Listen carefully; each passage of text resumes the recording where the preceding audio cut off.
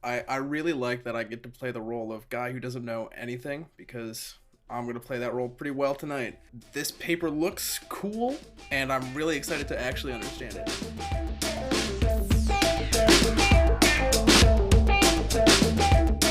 Hello, everyone, and welcome to another episode of In Plain English. I'm your host, Jamie Moffa, and today we are going to be talking about the paper, An Ankylosaur Larynx Provides Insights for Bird-like Vocalization in Non-Avian Dinosaurs by Junki Yoshida et al. And here to discuss this paper with us is Jimmy Waldron from Dinosaurs Will Always Be Awesome. Jimmy, do you want to give a brief introduction? Hello, thank you so much for having me. It's an absolute delight to be here. But yeah, my name is Jimmy Waldron. I am the founder of Dinosaurs Will Always Be Awesome, which started off as a podcast and has kind of evolved into a few new things as well. We deliver mobile museum experiences to communities that don't have access to natural history museums of their own. And so I bring real and replica fossils and dinosaurs like my friend Poe here out to help kids and adults capture the wonder of these amazing animals. That is so cool. I'm so excited to have you on. Thrills all mine. Thank you so much. And then our first guest for today is Liam Gusios. Liam, would you like to introduce yourself? Yeah, absolutely. Excited to be here. It's awesome to be on. I think I first really got interested in dinosaurs when I convinced my mom to let me buy a VHS copy of Jurassic Park for $5 at the local library. Nice. And then our second guest is Ashley Hamer. Ashley, would you like to introduce yourself? Yeah, sure. I am Ashley Hamer. I am a podcaster. I was the former host of the daily science podcast Curiosity Daily. And right now I am doing my own podcast called Taboo Science, which is all about the answering the questions you're not allowed to ask. And I'm excited to be here. That is awesome. So, Jimmy, why don't you take it away with an introduction to this paper? I will be delighted to do that, Jimmy. Thank you so much. Oh, this paper today that we're going to take a look at, I'm so excited about. This has answered a bunch of new questions and also created so many more in the process, what good science really needs to do. So this is an open access paper, which means everybody listening to this can download this right now and follow along because we want to keep our science open because that's what encourages critical thinking and expanding on ideas. But we're looking at the larynx of an ankylosaur, a specific dinosaur called Pinacosaurus grangeri. And so if you think of an ankylosaur, that's one of those creatures that is like a walking tank. It's got armor plates down its back, and it's got a big club tail in many of the species. Not all of them do, but most of them do. So Pinacosaurus is a kind of ankylosaur that lived in what is now Mongolia. So it was a neighbor of famous creatures like Velociraptor and Therizinosaurus and a bunch of other really cool dinosaurs that lived out there in places called the Flaming Cliffs of the Gobi Desert. Really exciting stuff. So what makes this paper so incredibly special is that we have found for the first time structures that have not typically fossilized before.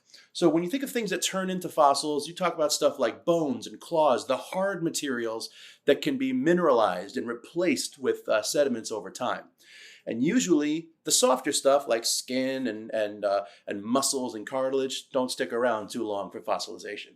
But in this case, in this very special case for this little Pinacosaurus, we actually have some really well-preserved soft tissues from the neck area. And one of the pieces that they found is the larynx or the voice box. What makes this so unique is that we don't typically find those kind of things. We have found a few before, but not as crisp and not as cleanly preserved as this. So there are two particular components that make up a larynx or a voice box. You've got a ring of cartilage called the cricoid, and we have it too. And then there's another function called the arytenoid, which is another cartilaginous flap on the sides that your vocal cords actually attach to. So as I'm saying this right now, my arytenoids are going crazy, pulling back and forth to make all the different sounds and shapes that you're hearing. When we found this in Pinacosaurus, the structures of it let us see that it actually formed and it was functional very similar to that of talkative birds, as opposed to what many scientists had thought, in which that many dinosaurs were more reptilian in the way that they communicated. And so it really opens up a lot of really exciting potential for how the world of dinosaurs may have sounded on top of everything else. So it's a very exciting paper to get into. Can I ask just like a basic question?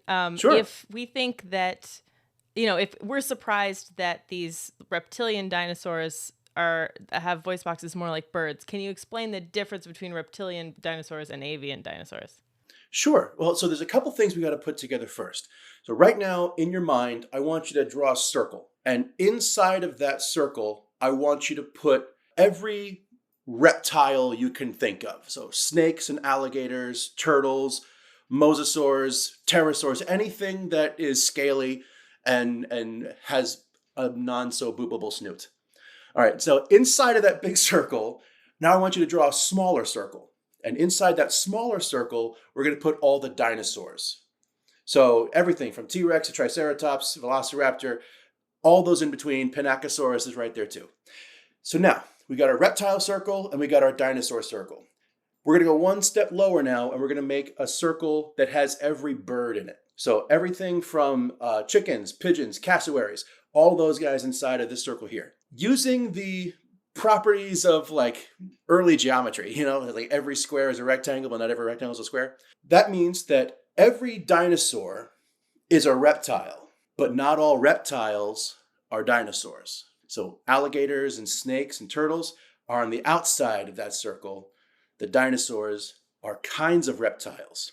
Now, inside that dinosaur circle, it means the birds are kinds of dinosaurs. So every bird is a dinosaur, but not every dinosaur is a bird. That's my, and if you talk to my buddy Neil Shubin, we're all just weird looking fish anyhow. So this whole stack of things, like how everything relates, it's all pretty crazy.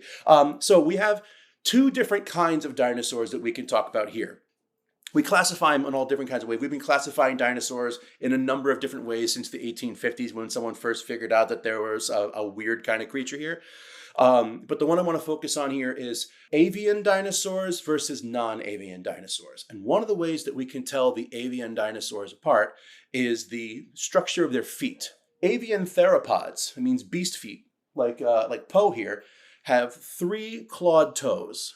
Raptors, T-Rexes, all the carnivores have those 3 clawed toes. And the structures of their legs and their long muscles and their hollow bones are all intensely these are all things that are found consistent among the avian theropods.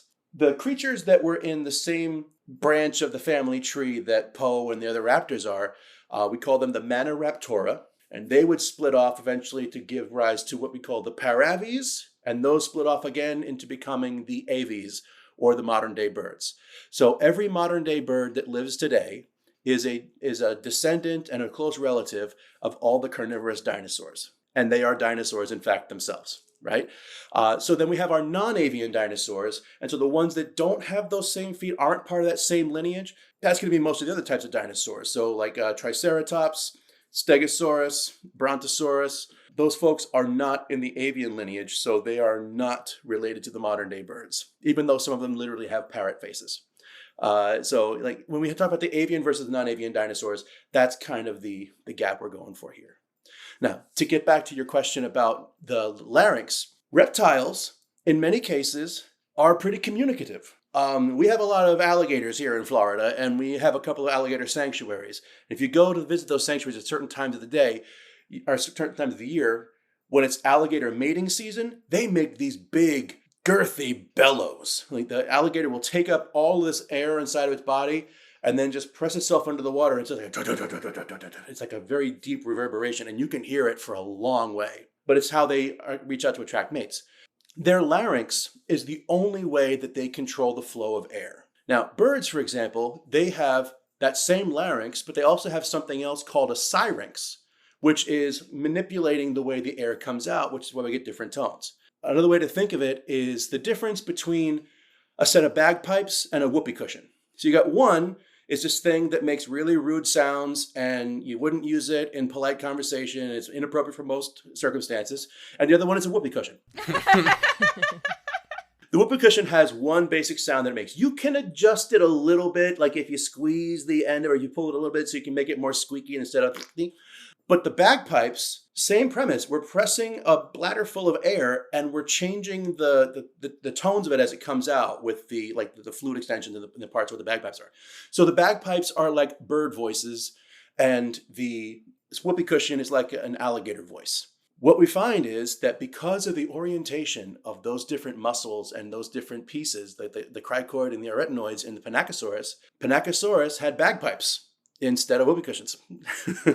So, I mean, this begs the question: humans, we have whoopee cushions, right? No, actually, we have really complex vocal cords as well, and so we have a larynx, and we also have this extra section of our whole situation up here is very complicated in our trachea because we have the gap with like the epiglottis to make sure that food doesn't go down into the breathing hole because everything's right there together, and so we have multiple muscles that are able to pull and to adjust our vocal cords very fine tuned. And so ours, being mammals, we're not really part of the same conversation. And so ours are more complicated alongside birds.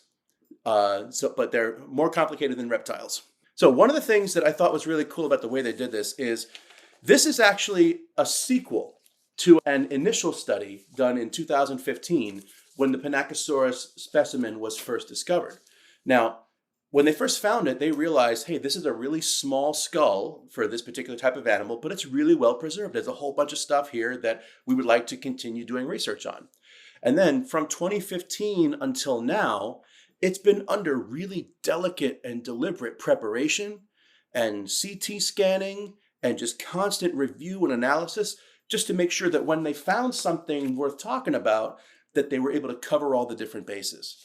So you can see, if you're following along this on page 2 of the study, you can actually see the picture of what all those individual parts look like. So you can see where in the lower jaw. So this is the Panachosaurus right here, all right, because I have to have props. And so on the underside of the neck, right around midway down the neck is where we start to see those individual components that make up the voice box. You can see in the actual study graphic that it's like a triangle shape. It almost looks like a scoot or like a shark's tooth stuck underneath the jaw. That's one of the things that makes it stand out so much. Because like, why is this here? It's not something we normally see. But it's like a triangle shape. My fingers here actually make a really good depiction of it because they're kind of like deep check marks or big angles. And they're open in the middle because these would be the things that attach on either side of the windpipe. And then you can see there's the two smaller pieces that are the actual arytenoids, so the parts that actually manipulate back and forth. As you go through this, you see that they studied another 74 individual animals, alive and extinct, to say, okay, we have this idea, we have this hypothesis. Science thrives on repetition, so let's see if we can get the same results looking at other creatures that are alive today and things that were alive back then. And so when they compared them to other kinds of birds, they found that the length of the arytenoid compared to the rest of the structure of Panachosaurus was very similar to that of other birds and way different from the non-avian reptiles. So totally different from like turtles and things like that. And then they found that when you looked at the length and the width of the cricoid, that it was also very similar to birds. We find that the structures as they show up are very similar to those of modern day birds and other more song creating creatures. Now, we also compared that with different kinds of turtles because there are some turtles that do make noise and some turtles that are very quiet. So like deep marine turtles, like soft shell, long neck turtles, they don't really say too much. But shoreline turtles and tortoises that live on the land can often make really funny sounds just like that too. If you've ever seen one of those videos of a turtle trying to mate with a shoe, they can get very vocal. The vocal structures of those kinds of talkative turtles are very similar, both in their comparative width and length, as what we find here in the Panachosaurus as well. So when we create these different lines of correlation between the size and the shape of the different organs and how they compare to other creatures that we know make sound and that we know do not, it paints a really clear picture that this was a pretty talkative creature. So I feel like, and again, this is with my limited knowledge of dinosaurs, I feel like general culture has been pretty on board with the idea of just, dinosaurs to birds, which granted was over a pretty long time frame. And when you look at, feathered dinosaurs, avian dinosaurs, and you look at a bird, at least what I do, I can see, kind of point A to point B. And in my mind, that makes sense. When I looked at a picture of the Panachosaurus, it doesn't look like a bird, at least not to me. So does this shift how we think about how birds evolved from dinosaurs, or is this just a dinosaur that also kind of happens to sound like a bird? That's an excellent question, Liam. I love that.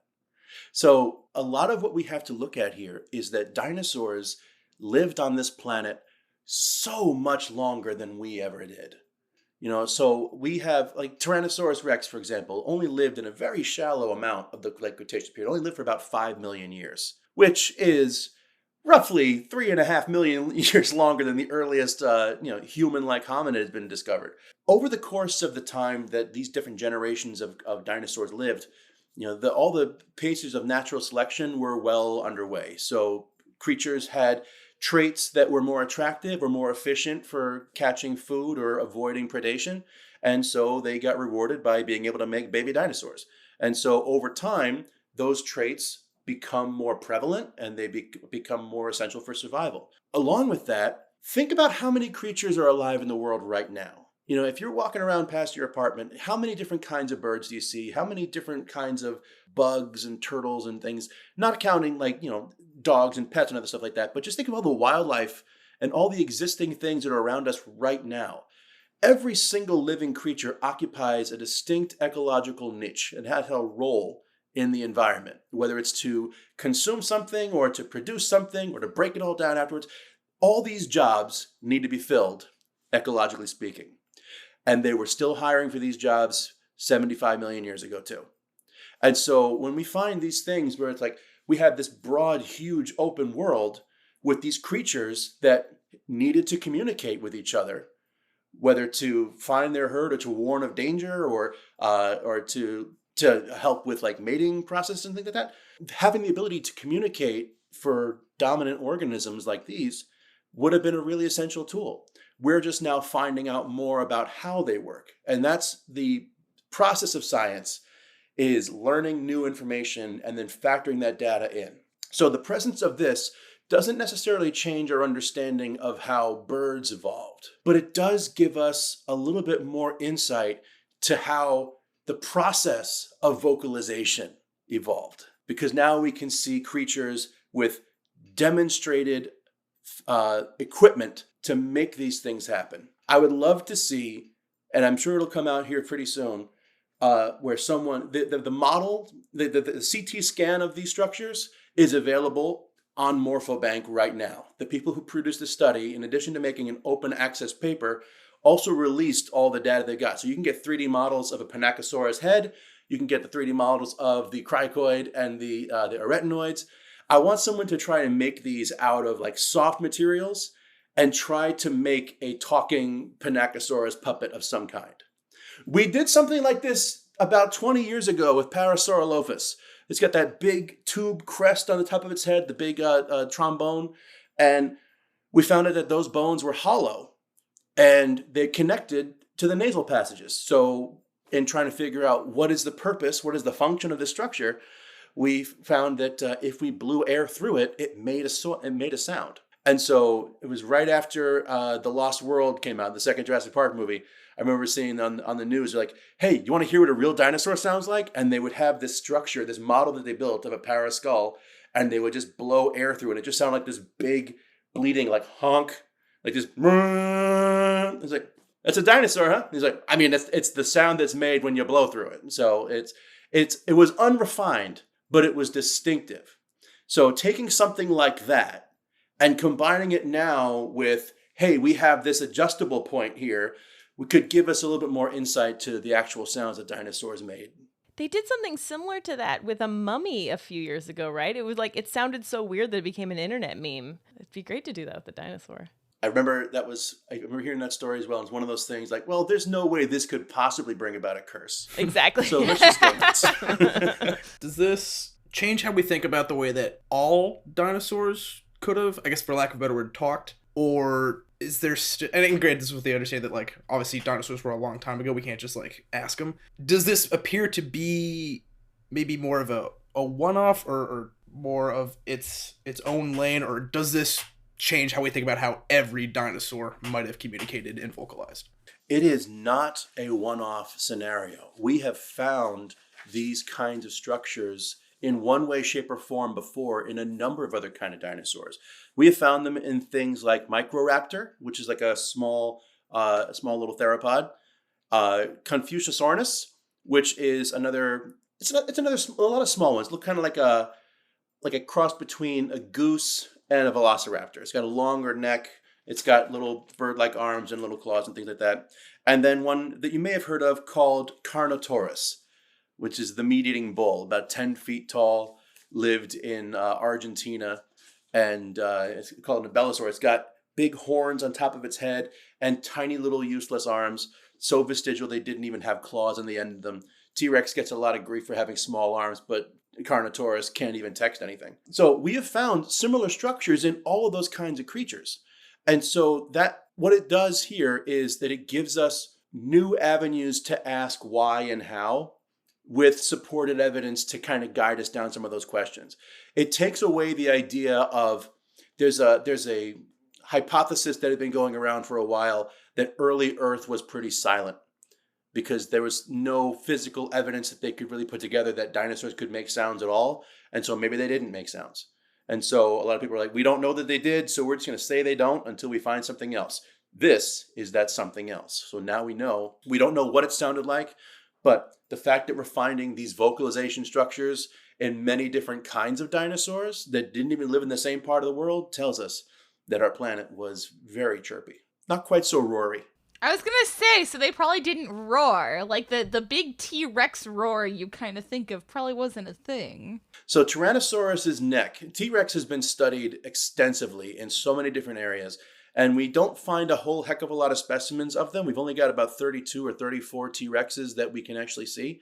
They are so robust and so strong and so massive that we've learned a lot about this particular creature. The roar, the iconic roar from Jurassic Park, was a combination of a lion, an alligator rumble, and a baby elephant that was just freaking out one day.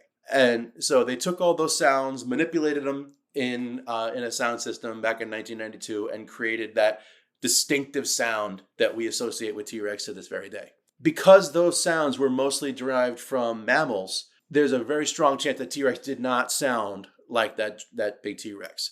Now, I don't like people who come out and say, hey, it just sounded like a big goose. They just honked. They weren't that scary. No, you got to give some dramatic flair to this animal. T-Rex had massive jaws. Its skull weighed about 1,400 pounds on its own and had a massive meaty neck with almost like a flap underneath that would allow it to kind of catch huge gulps of prey on the way down. The new season, the last paleo documentary that came out of the Prehistoric Planet on Apple TV Plus did a wonderful rendition of what T-Rex looked like and sounded like. They kind of gave it a combination of reptilian, that big gurgle that an alligator would have, but also added in a little bit of some deep bird vocal rutting. Because there are some birds that make really deep sounds too. And so by combining those two relative sounds, you find something that kind of meets in the middle. And so whether or not T-Rex probably didn't roar this way it sounded in Jurassic Park, but I bet if you heard it, you'd wish that you didn't. Do you think we'll start changing the way we represent the way dinosaurs sound in popular media? I'd like to think so. You know, if we take things like 65, for example, which is just pure popcorn sci-fi fun, they weren't striving for authenticity in their dinosaurs. They were striving for something that looks cool. And so if the rule of cool continues and people don't start to see things like this amazing, feathered theropod as being the complete ultimate badass that she is, then you're not going to see quite as much representation in that. Now, I will say that those paleo docs that are combination of informative and dramatic at the same time can really make people think, wow, that Mononychus that looks like a barn owl is pretty adorable. I bet, other dinosaurs look like that too. Or the velociraptors were still looking very cunning while they were covered in feathers head to toe. And so I'd like to see some more of those things coming up. The biggest change that we'll see going forward is another study that just came out a few days ago proving that Tyrannosaurus and other theropods had lips. And that settled yet another debate. This is like a breaking news, unless you already knew it kind of thing. So there have been two camps for a very long time about whether or not dinosaurs had lips. Think T-Rex, for example, has massive teeth. They extend down past the lower jaw. All dinosaurs continually replace their teeth throughout their lifetime, and they use those basically instead of hands. So they needed their teeth to be ready sharp all the time. T-Rex's teeth would push out and a new one would come into its place. And so the idea of them having lips in many people's eyes would just kind of get in the way. They'd be constantly biting their lower lips off by pushing out these new teeth. When we look at lips in the mammalian sense, it doesn't make sense because our lips are really soft and they're made to help with vocalization and things like that, among other things. But when we look at the jaws and the lips of reptiles, we see that they are really there just to kind of help keep the mouth protected and to prevent, things from drying out or from bacteria from getting in. We look at the lower jaw, or we look at the upper jaw of T-Rex and the lower jaw too, and they've got these little holes all down the lines of the side of the jaws. We call those foramina. They're little openings where blood vessels can come through. Now, we've known that those were there for a very long time, but the question of what were they there for was something that was really interesting. Some scientists hypothesized that those were for sensory organs. And so like some alligators, when they can, in really dark water, they can bump their mouth into something else and they can sense that things are there. Or like the Jacobson's organ of a snake that allows it to kind of detect heat and other things around there. They thought maybe the T-Rex could detect things around with these little bumps on its jaw. And other people are like, well, no, that's really just where blood vessels come through because it's got lips and you need to have a blood supply to the lips. We can't have those teeth just sitting out in the open all the time. And so the new study from about a week or so ago really found some deep hard evidence, some preserved tissue that had been fully studied and analyzed, and drew comparisons between reptiles, tyrannosaurs, and other theropods, and even some modern birds, and found that no, those holes are blood supply to lips. We actually have the presence of the lips here. So think of it like they're more reptilian looking lips, so they'd be like lizard lips. Not very good for smooching or anything like that, but good for protecting their mouth. So like lips is just meaning like soft tissue in front of the teeth. Yes. Okay. I'm like really having a hard time not picturing people lips on a T-Rex.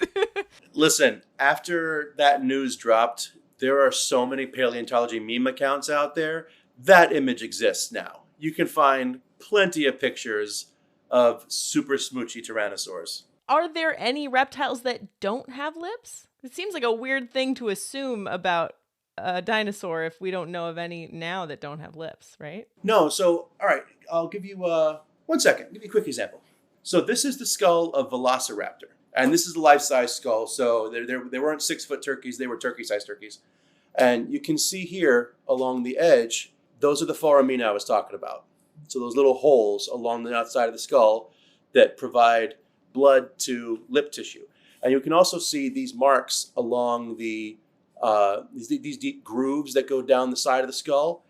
And those are muscle attachment points. So we know that there was some kind of buckle or lip-like motion that was available there. This is the classic Jurassic Park T-Rex. And when its mouth is closed, those giant teeth are on the outside of the jaw, right? It helps it with the looking very cool and chasing jeeps, etc.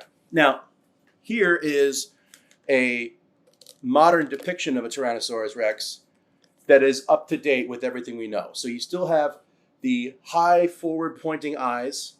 We got these ridges on top of its eyebrows. We call those bosses.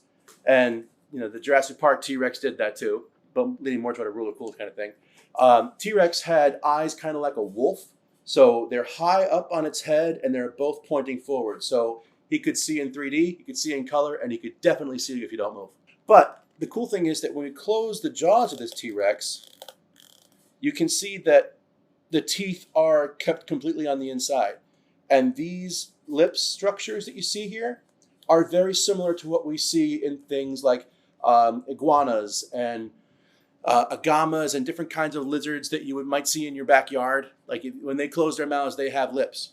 Now, the Jurassic Park T-Rex closes its mouth very much like a saltwater crocodile. And so a lot of the crocodilians, their teeth are too big for the rest of their heads. There's actually even some species of crocodiles where there's holes that have evolved in their skulls so that their teeth point up through the top of their skulls.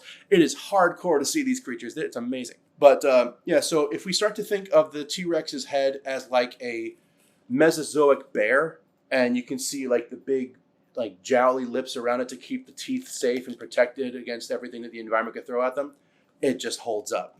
But yeah, to answer your question about different kinds of reptiles that don't have lips, in the sense of what we're thinking, I can't think of any on the top of my head outside of like crocodilians. Well, yeah, no, but the crocodile totally, that makes a lot of sense. I could see that, those big teeth. Because they live in water, so they don't have to worry about hydration, and they're not going to dry their teeth out. I have a question for you guys, for everyone here. And it's a question I asked of everybody, and I've let it go far too long without asking this question. We can go around the horn here, so I'll start with Jamie, and then Ashley, and then Liam, and you end us up. What is your favorite dinosaur? I do love the classic Triceratops.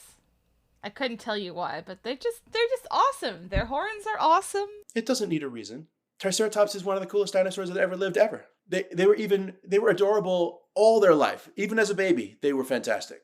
You ever seen a baby Triceratops skull? No, actually. Yes, I have. At the museum of there's a dinosaur museum in Bozeman, Montana that I just went to. They have like Museum of the Rockies. 10. Yes, Museum of the Rockies. They have like 10 different sizes of Tyrannosaurus skull. It's so cool. You got to see it. The whole ceratopsian growth stages. You can see everything from like the massive skulls of the adults to this little adorable thing right here. Oh. This little baby Triceratops skull. And what I love about this one is that the horns are so small and the frill is like, it's sectional, because when they were born, they hatched out of eggs.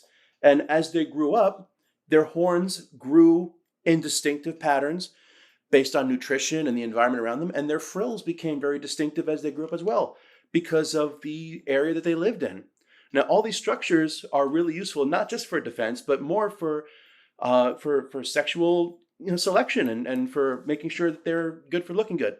That's the whole thing. If they're any structure that you see on an animal, it's either going to be there for feeding, fighting, or for looking good.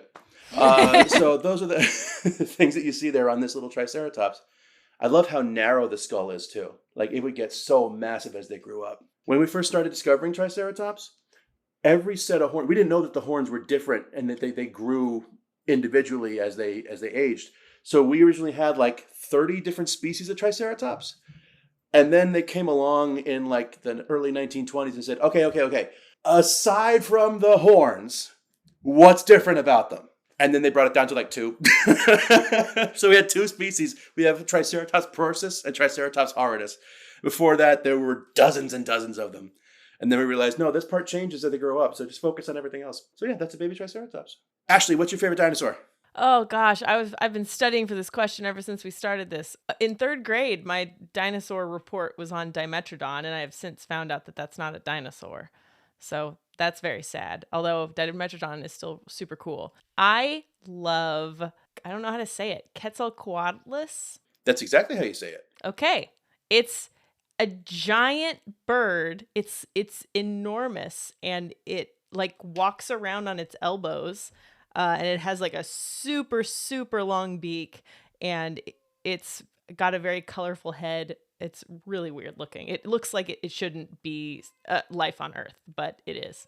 It's very bizarre. It's one of the largest creatures that ever flew. And the Quetzalcoatlus, you can see one in full regalia at the Field Museum in Chicago.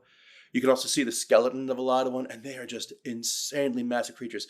It's a pterosaur the size of a giraffe. And they walked around, like you said, their wings were really powerful, but it was like everyone's creepy uncle from like the 80s, where it's like their one fingernail is like really, really long and they use it to get super high. No, the wings of pterosaurs, they're all just extensions of their pinky finger. Their last digit is so long and it's so well reinforced with the hollow bone structure on the inside and just the engineering look. Like they're all diamond shaped, like triangle shaped bones on the inside that give them that incredible structure. But I'll say this, Ashley, you have a type, because Quetzalcoatlus isn't a dinosaur either. Oh my God. What is it? It's a pterosaur. So it's what we call a flying reptile. They lived alongside the dinosaurs, but they were not dinosaurs themselves. Dinosaurs had to do two things in order to wear that particular classification. You had to walk with your legs straight down beneath you, and you had to be covered with scales or feathers. If you do those two things, you're a dinosaur. And we start that clock really at the beginning of the Triassic period, because if you go back to the Permian when Dimetrodon lived, Earth and life was still in beta mode. So we were trying a bunch of different things. Dimetrodon is actually closer related to we are than it is to dinosaurs. It's a stem mammal. So if we hadn't had the bigger, badder boom that gave the dinosaurs their shot, we would have potentially evolved from those creatures, and things would have been so much weirder. Because there was a lot of furry reptiles around there. It's crazy.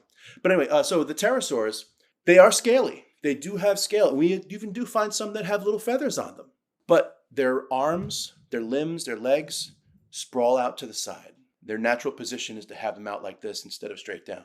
Dinosaurs, even the movie T-Rex has the legs going straight down beneath it, as does our little buddy Panachosaurus, who was hiding under his own research. Yeah, so Panachosaurus, legs straight down, because they need to support their weight from underneath. I've heard this like bird hipped and something else hipped. Yes. Now that's another way that we used to classify dinosaurs. We still classify them as that a lot. That's another one that they're kind of rewriting. Oh, okay. They're gonna reboot that discussion here soon too. But it got super confusing because we have Ornithischia, which is bird hipped, which includes the dinosaurs that did not turn into birds.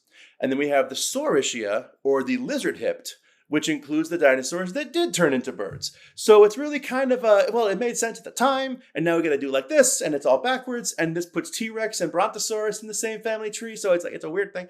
So we're more on that as it develops. Got it. And there's still people who miss Pluto as a planet. I mean, this stuff's changing all the time. Paleontology is my favorite science because everything is right until it's wrong. All right, Liam, that brings us to you. What's your favorite dinosaur? So definitely not categorically a dinosaur because it does not walk, but it is the plesiosaur. And I've been every time I say that, people are like, that's not a dinosaur, and I'm like, I know, but it's still cool. I guess proper dinosaur, I'd probably have to go with like Spinosaurus. It's like the T-Rex, but it's got a big fin on the back. Spinosaurus is one of the best dinosaurs to compare to our modern era because every week there's something new with this thing. Like, it's always changing. It has no idea what it really wants to be, but it's going to become what it believes in. You know what? We have to believe in Spinosaurus because Spinosaurus believes in us. Back a few years ago, Spinosaurus was thought to be just a big land-dwelling T-Rex with a big dragging tail. We had a few specimens that we had found that were on display in the museum in Munich. And that museum was actually bombed during World War II. And that, along with several other important holotype, or this is the example of what this animal looks like specimens, were bombed and blown up by the Royal Air Force. And so, a lot of the research on Spinosaurus had to go away for a while. But then we started to find more and more pieces, and we explored parts of North Africa and like in Morocco, where we find most of the Spinosaurus specimens. And other creatures that are related to it, like other kinds of Spinosaurs, like Baryonyx and Suchomimus and a few other things like that, allow us to fill in the gaps of, okay, it's related to this, so we can compare and kind of copy what they look like to make a sense of it. Imagine if you had to figure out what a Chihuahua looked like, but all you had were coyote bones. You can get a pretty rough estimate of what a kind of a dog it would look like, but still kind of fill in the gaps there. Then we had the idea of Spinosaurus from Jurassic Park 3, where it's this huge carnivore, long crocodile-like snout, but walking on two legs with a long tail behind it. And then a few years after that, Nazar Ibrahim finds an incredible Spinosaurus tail. And now we know that their tail was built for navigating in water. And their bones were super dense to help it stay in the water and stay submerged if it needs to. So we find that Spinosaurus becomes probably one of the first semi-aquatic animals first semi-aquatic dinosaurs. It was just as well at home in the oceans and in the rivers as it was on the land. And so it's a dinosaur that keeps changing, and we keep finding new things about it all the time. So it's great. Well, you guys have excellent choices for favorite prehistoric animals. Excellent. Top marks all around. When you ask people this, what is the rough balance between like Triassic, Jurassic, and Cretaceous? Mostly I get Cretaceous. The Triassic does not get a whole lot of love, to be honest with you. And I think so many of the creatures that lived in there are just not as well understood as the more famous creatures that we know of. So Triceratops, T-Rex, Ankylosaurus, Velociraptor, these are all Cretaceous creatures. So that's the very end of the dinosaurs. The Triassic is really when dinosaurs first got their shot. The Permian extinction happened. 97% of all life on Earth was obliterated. And then these little reptilian-looking things that knew how to burrow were able to avoid this disgusting fate. And so they came out. They started to take over the world. They all had long limbs, long necks, long tails. Some of them ate meat, some of them ate plants. They weren't quite sure what they wanted to look like, but they all basically looked the same. And so then, as they started to get a little bit more active, like things like Coelophysis, I think is probably one of the most famous Triassic creatures, because it's the one that we got the beautiful skeleton of from Ghost Ranch, New Mexico, where you see this dinosaur all curled back on itself and like the neck is all twisted. And also we sent it to space one time just to see what would happen. So Coelophysis is a pretty cool dinosaur. But then you get into the Jurassic period.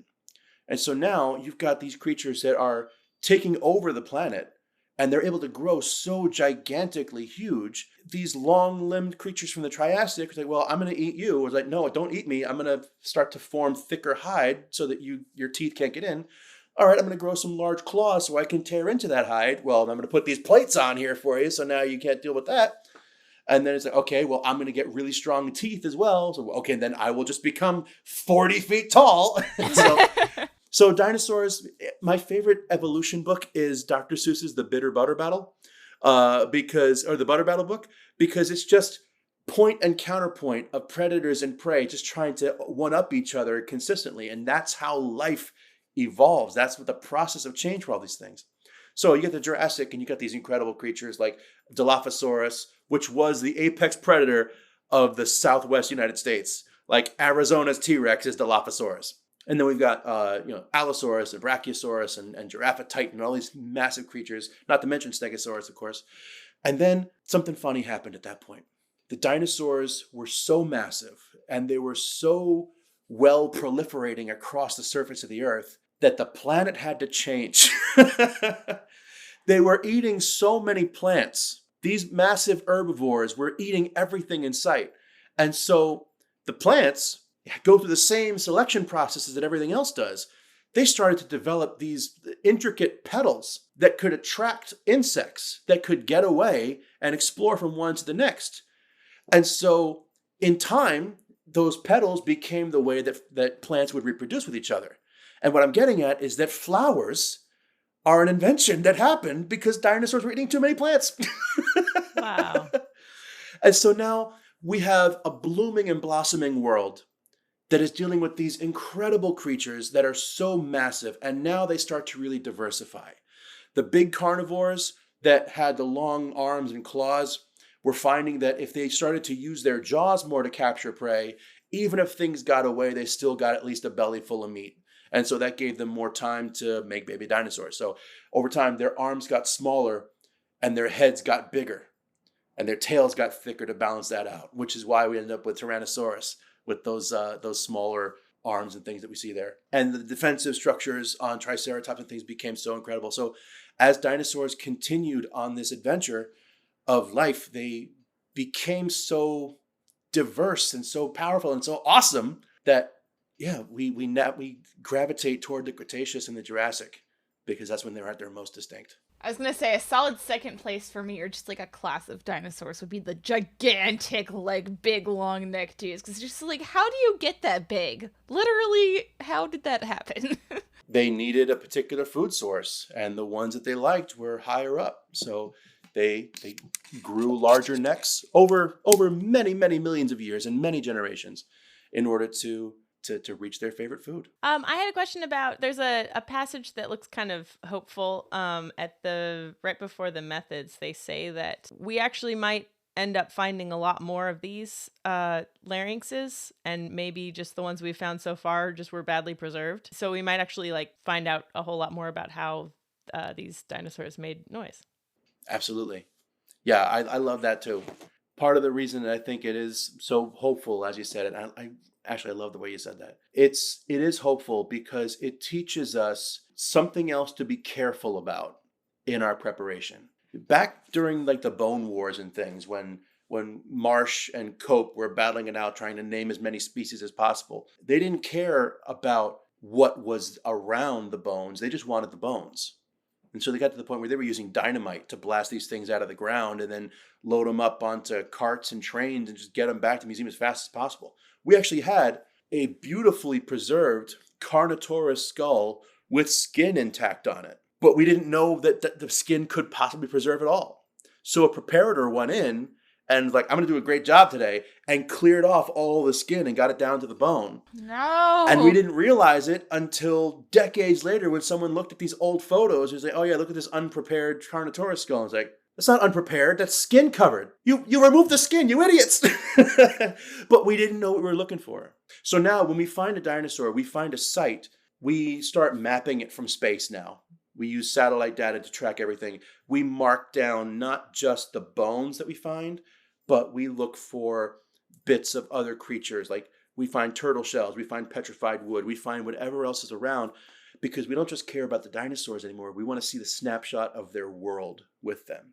I mentioned the Field Museum earlier. If you ever get a chance to actually see the exhibit around Sue, the first half of the exhibit is Sue in all of its grandeur. It's an incredible dinosaur specimen. I was not okay the first time I saw this thing. But behind it, there's an entire set of displays like, here's everything else we found with Sue. So here's how we know that, it was the spring. Here are some beetle larvae. Here are some centipedes that were building a particular kind of nest. We don't really have nesting centipedes, but here's this.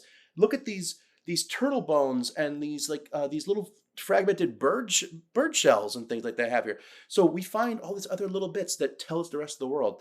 Now that we know that we can find larynx and voice boxes from some of these dinosaurs, we're going to pay so much extra attention to every specimen that comes out to see what other soft pieces might have made it. Yeah, I lived in Chicago for 10 years. I went to the Field Museum a lot. The thing I just remember is every time you walk in, you can look up and see that there's a pterosaur hanging from the ceiling, and it's usually wearing the jersey of whatever team is winning at the time.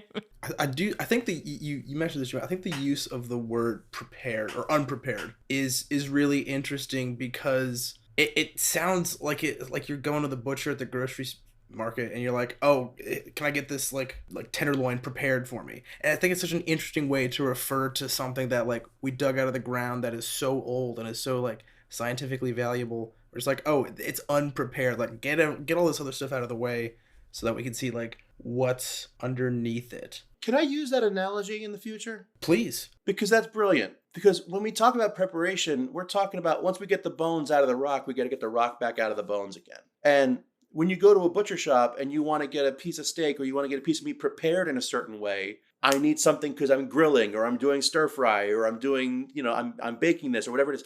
You need it cut in a certain way because of what you're going to use it for. And that's what fossil preparation is. We have different reasons that we're preparing things. So when we get a new fossil in, like, okay, we're preparing this for what? Are we doing this for collections, for future study? Because I use certain kinds of glues to hold things in place. And I preserve as much of the outside matrix as I can so that future researchers can see everything that was part of this. And then we prepare it in a very special way and put it in a very neat, very careful, acid-proof container and throw it in the filing cabinet. Or if I'm preparing it for display, I'll use a combination of things, including something called Vinac, which is really just Elmer's glue mixed with acetone.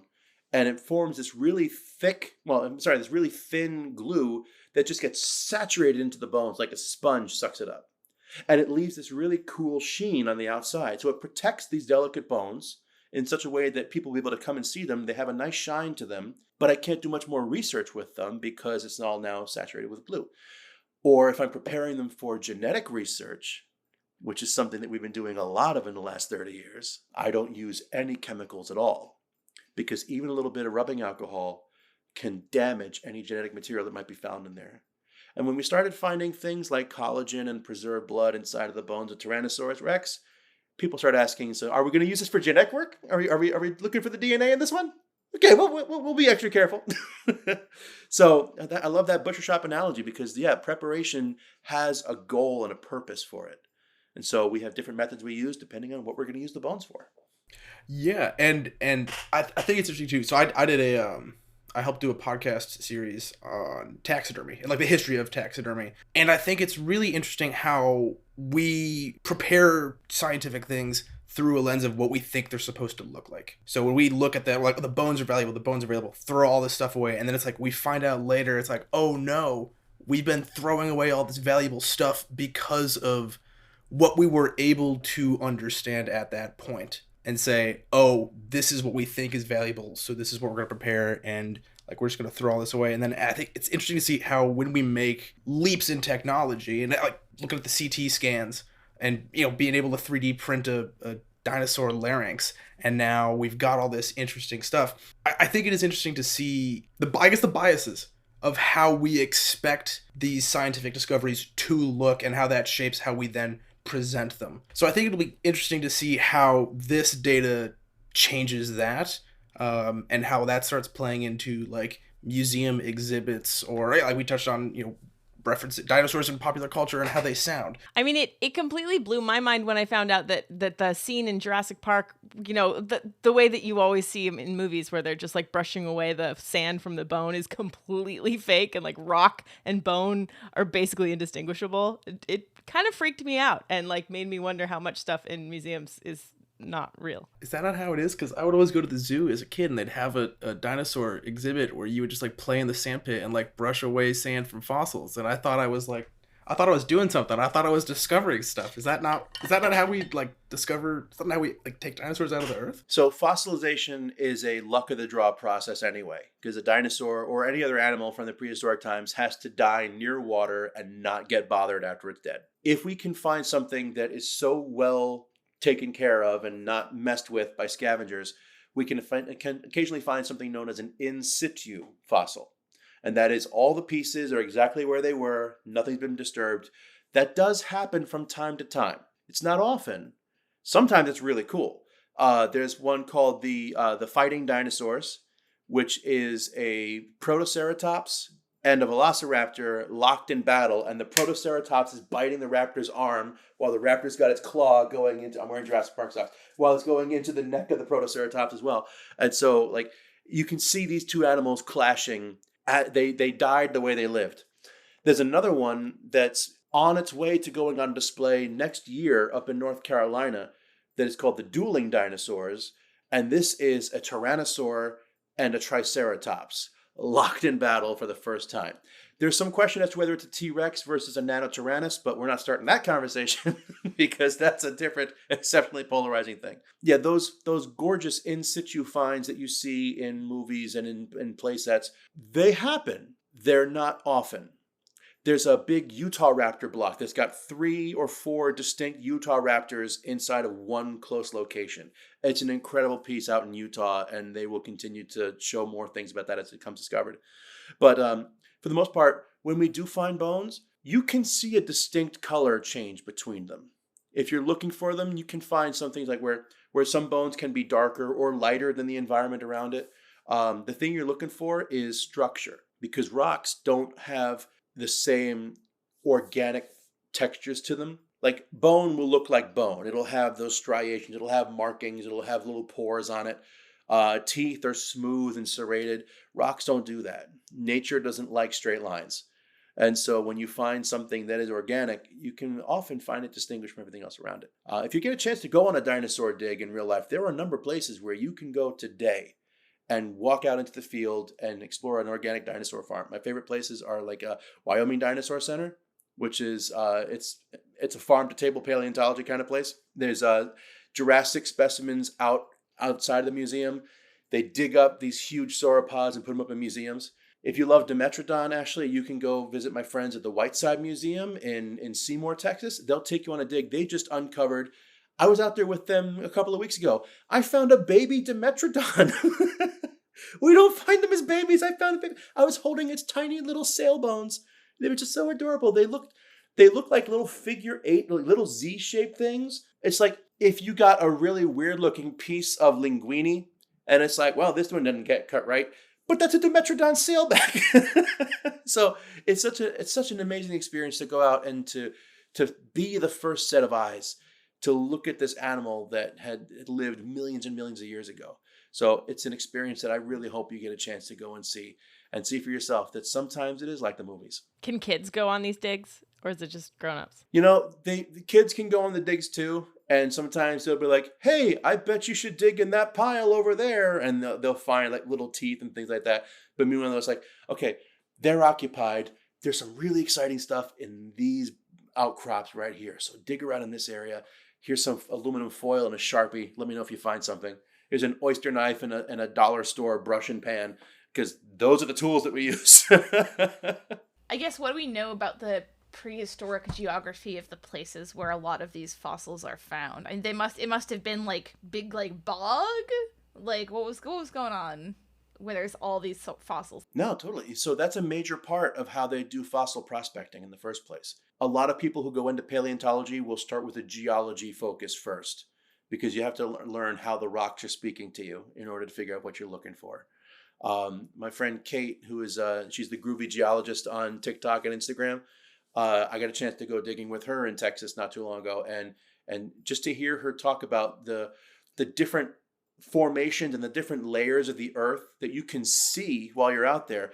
You use that distinctive patterning to figure out how old the dirt is that you're digging into. When you get into a particular formation, that's what we call the geologic areas that go back to a certain date, certain time, certain wildlife is in there. We call that a formation. You can see the color of the rock from miles away. When you look at like pictures of the painted deserts and you see those brown and red striations on the side of a mountain, a geologist or a paleontologist looks at that and they think, oh, that's 30 million, that's 70 million, that's 90 million years old. This right here goes back to the Permian, that's 250 million years old. And so you can start to find all these things that are so intricate and so distinct.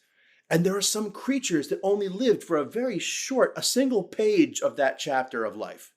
And we call those index fossils. So if I find this particular snail, I know a T-Rex is right over there. It's fun to think about those kind of things.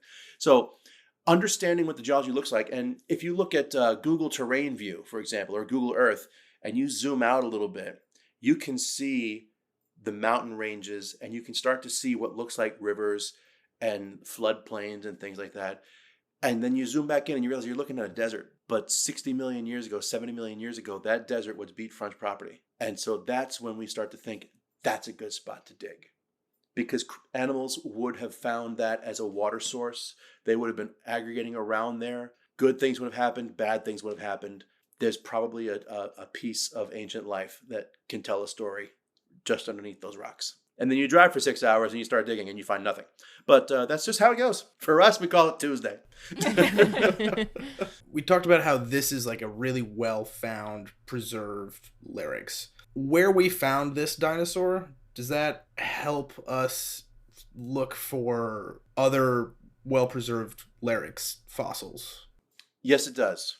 And actually, this particular area of Ulaanbaatar in Mongolia it's been difficult for scientists to get into for a while, but it's a place that is relatively untouched over the last 70 million years. So a lot of the things that we see out there are not very different from what they were. Many of these specimens are right near the surface, or they have been really well preserved.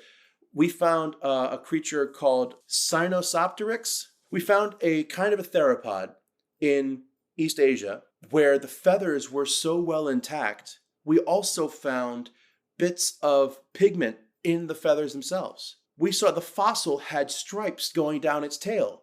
And so we know that this particular dinosaur had an orange body with a white underbelly, black feet, and then white and orange stripes down its tail, like a cross between a raccoon and a velociraptor. And so it's great when we find these areas that are relatively untouched and we are improving our methods and everything, we can find more intact and more well-preserved specimens.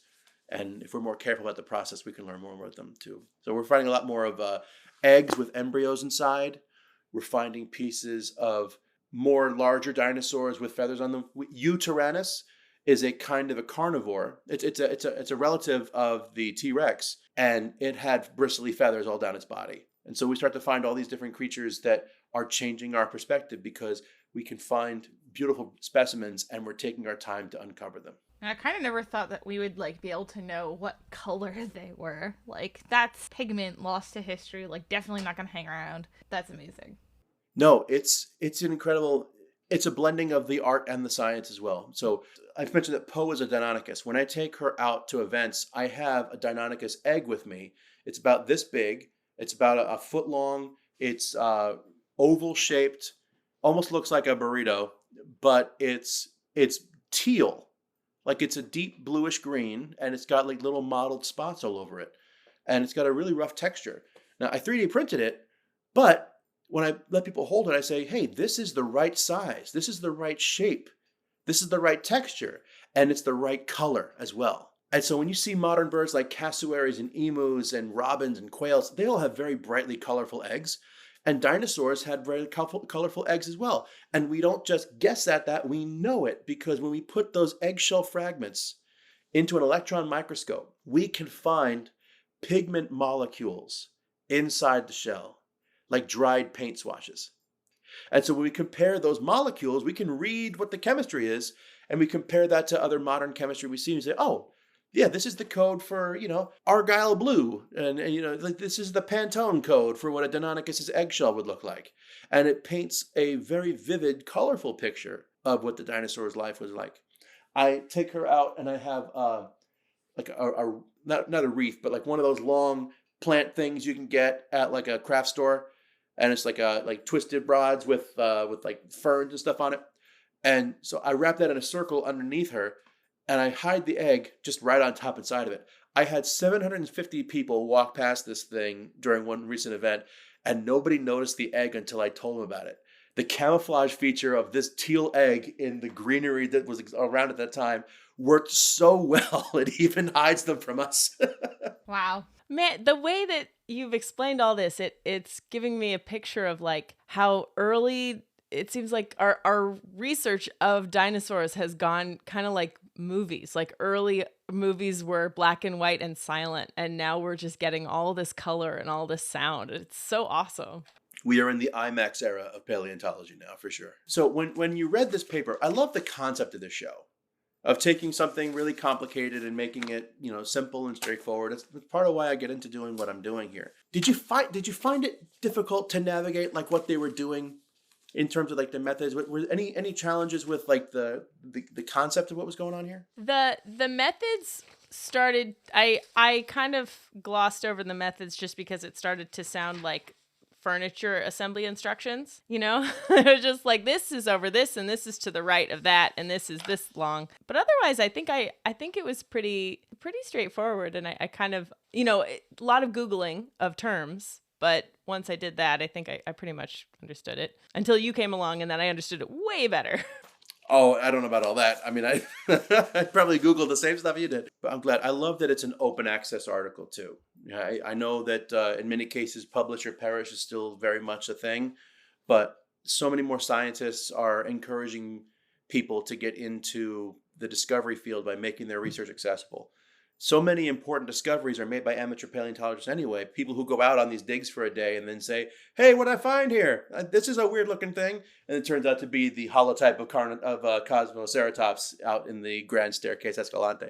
So it's nice we have to keep inviting people into the learning of it, because that's the only way we make new paleontologists in the future.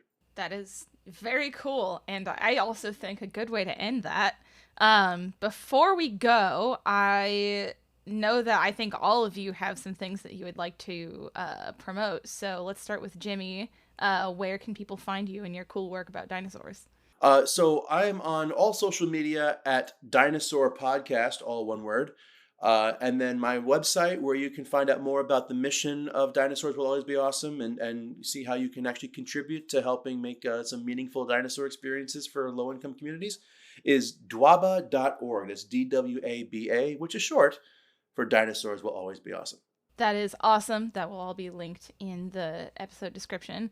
How about you, Ashley? Anything to promote? Yeah, so I'm on Twitter at SmashleyHamer.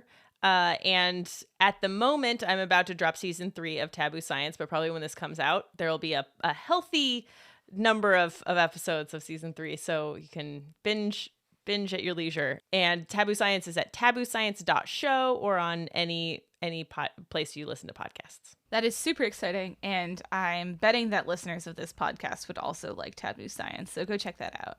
And Liam, what are you up to? Nothing specific to shout out now. I guess just, if you're hearing this, go do something good in your community. Go help someone out. I guess that's my platform. I'll get on right now. I guess it's just make the world a little better place. Fully in support of that. Well, that will do it for this episode. We have been talking about the article, An Ankylosaur larynx provides insights for bird-like vocalization in non-avian dinosaurs, and that's by Yoshida et al. Our expert for this episode was Jimmy Waldron, and our guests were Liam Gusios and Ashley Hamer. Our music is by Sam Brunwasser. You can find more of his work at soundcloud.com/visualsnowbeats. As always, you can download the paper and read the transcriptions at inplainenglishpod.org. And make sure to follow us on Twitter, Facebook, and Instagram at Plain English Sci. That's PlainEnglishSci. Thanks again for listening, and we'll see you next time for another episode of In Plain English.